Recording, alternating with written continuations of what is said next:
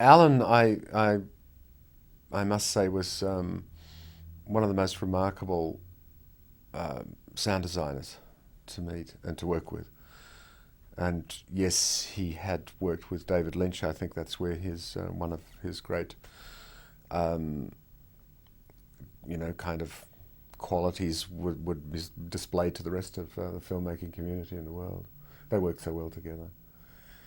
And so he came to work for me on Mosquito Coast, was the first picture, because it was Saul Zaentz, the company, and we were cutting in San Francisco, and his name was presented, and I looked at the credits and thought, my gosh, he is one of these great San Francisco sound designers, and I think everybody now knows, it was in San Francisco that, some of the greatest work of, we can now say, the 20th century was done in sound, and inspired people all over the place, designers and directors. So Alan, I could see him now, working, on this film and on Mosquito Coast with, if you had one effect to get, a distant train whistle or, the sound of birds or something, he would line up for you all sorts of choices and have done little premixes. So his mind was restlessly moving between one possibility and another. And I'd never seen that before, because if something was, pretty straightforward, you would get that sound, Wind, there's an Alan area. Alan could be 3 days on winds for a scene. And so he'd go in and he'd say, now, this is what I started with, but it's a bit obvious, but it'd be terrific. And so what I thought, I tried this, and then I moved to that. And in this, period, everything was still cut on film, so it was an immensely labour-intensive, sound film. So he would have, he'd be lifting bobbins on, and often very dexterously, but, this would come on, and he'd thread that up and loop that, and all very elegant, because he was a good cello player too. So it was all very, I say was because he sadly died, far too young. But what a joy to work with. Hello, my name is David Lynch, and I'm going to talk to you about Alan Splett. I got to say, Alan's strength in my book is based on two things. One, his love of music. He loved classical music. He knew next door to nothing about rock and roll. It was like he was from a different era. Rock and roll didn't really exist for Al. He had a huge collection of classical music, attended concerts, and I think his love of music and his love of and knowledge of electronics, he was a creative engineer. So he was like a one-man band because he knew all the equipment and how it worked. When he was in high school, I believe, he built his own radio station in his garage. So he had a knowledge of the equipment and a love of very good, high-quality, organic sounds. He didn't like tricks. The philosophy, developed, and we coined this phrase, picture dictates sound. And that's 99% true. Sometimes sounds will dictate picture. And especially, music will dictate picture sometimes. Ideas can come out of music, but basically it's finding those sounds that marry to the picture. And Alan also tunes in to each project that he works on. But I think left alone, he would prefer natural sounds, organic sounds, at a very high quality, level. And so when Al goes out collecting sounds, you can bet they're going to be technically super high quality, and they're going to capture a deep, truth of each sound. I don't know how he does it. And he finds out what people like, and then goes to work and gets those things and gives them many choices. Sound is at least 50% of the picture. It's sound and picture working along together, as this beautiful thing of cinema.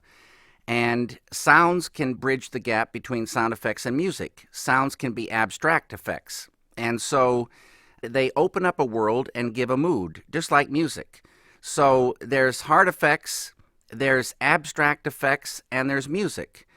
The abstract effects are, really where so much of the magic takes place. Al understood this 100%, and we would marching into the world of sound and find those things that supported the picture and magnified it. And the whole idea is the whole is greater than the sum of the parts. When the thing marries to the picture and it's correct, it's magic. Every element of a film is critical, and you have to tune in to what the ideas are for each particular project. Al had a beautiful gift to tune into the world, and everything that he would make from then on after tuning in was supporting that and, magnifying it in a beautiful way so it would marry to the whole. So I'm sure Peter Weir realized this and appreciated, all these things that Al brought to this film. I met Alan in Philadelphia, Pennsylvania in 1969. I'd made a film called The Alphabet, which was 4 minutes long, and I'd worked on the sound with a guy named Bob Collum, who worked at Calvin Dufresne, a small lab that primarily did industrial films. And I had talked to Bob about the fact that I was getting ready to start the sound for The Grandmother. And he said, "Okay, Dave, when you're ready, come on over and we'll get to work." I said, "Great, Bob." So the day came, I was all ready to go, and I went over to Calvin Dufresne, climbed up the stairs to the sound department, knocked on the door, and Bob Collum kind of got strange when he saw me. He opened the door, and he got a little bit embarrassed and said, "David, some things have come up, and I won't be able to work with you on this project. But I have a new assistant, and I'd like you to meet him, and he will be the one you'll be working with." At that point, I looked over and saw the new assistant.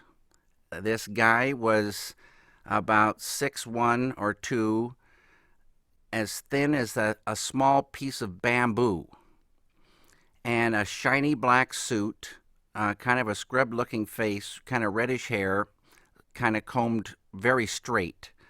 He smiled and came toward me, and when I shook his hand, I felt the bones in his arms rattle. That was Alan Splett. And I thought to myself, this is a supreme drag. Alan Splett is so straight and so scrubbed and so much from another era, this is going to be a disaster. So I started talking to Alan about the film The Grandmother and what I wanted to do. And he at first suggested we go through the library at Calvin, which was, a pathetic sound effects library. And so we started there, and I got more and more depressed listening to these things. And he said, "Look, let's start building effects." And I said, "Good deal." And I saw a little bit of a light go on inside of Alan. And for the next 9 weeks, 7 times 9 is 63. 63 days, at least 10 hours a day, Alan and I, built effects. And Calvin had hardly any real, equipment. They didn't have a reverb unit, for instance. So Al would play the sounds through the heating ducts and re-record them on the other end. And we'd keep playing them back and forth until we got the reverb long enough. Stuff like this. We were all over the building, like Ike and Mike, getting this, getting that. And 63 days later, we had 4 tracks, solid cut tracks, because they only had 4 dubbers. And it was one of the greatest experiences I've had. And Alan and I, bonded, and he truly is one of my very, very best friends. Such a good friend. He is, his ashes are under the console in this room as we speak. So part of Al is buried in a place under the console, and we had a ceremony. Ann Splett, Alan's wife, was here, and Alan's mother when we put Al in the hole. If you have the time, it could be very interesting to push this button here and listen to this film without dialogue. Just listening to the way Al has orchestrated these effects, and you'll come to appreciate some great sound design.